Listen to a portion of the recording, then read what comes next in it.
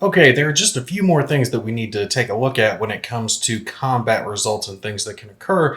And one of those is the potential for rubble or fire to be created if 3 or more hits occur in a certain type of terrain hex. So if you have a city, town, woods, light jungle, or module specific hex that receives 3 or more hits, it has the potential to be rubbled or fired. So let's say our T80 here sitting in this city hex is destroyed and it takes more than 3 hits into this hex. Well, if you have that happen, you're going to roll 1d6, and on a result of 1 to 3, nothing's going to happen. It's just going to remain a city hex. You'll place a rec marker like usual. But if you have a result of 4 through 6, different things can happen. So if the result is a 4 specifically, then the hex is going to become rubbled, and you will take and place a rubble marker into the hex, and there is a rubble line on your terrain effects chart, and you're going to use that line instead of the city hex line that you were using previously. If the result was a 5 instead of a 4, and you didn't already have a burnt out marker in this hex, you would place a fire marker instead of the rubble marker.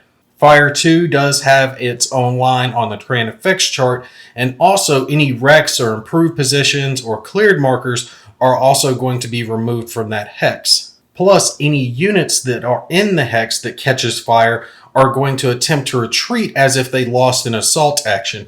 We'll cover assaults in a later video. If you do have a unit that can't perform a retreat, it's going to be eliminated, and if you have a helicopter that's in the hex that can be affected by the fire, then it may immediately attempt to change its mode to retreat 1 hex away. This mode change is not subjectable to opportunity fire. Now let's say that you had rolled a 6 on that 1d6 roll.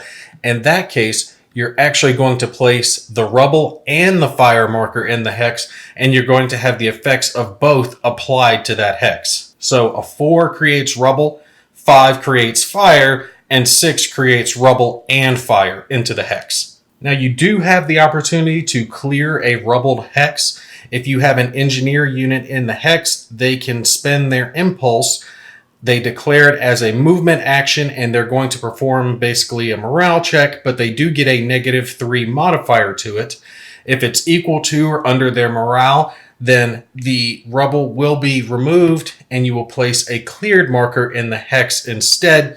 And also, if it's greater than their morale, obviously they're going to fail, and the rubble marker will remain in the hex.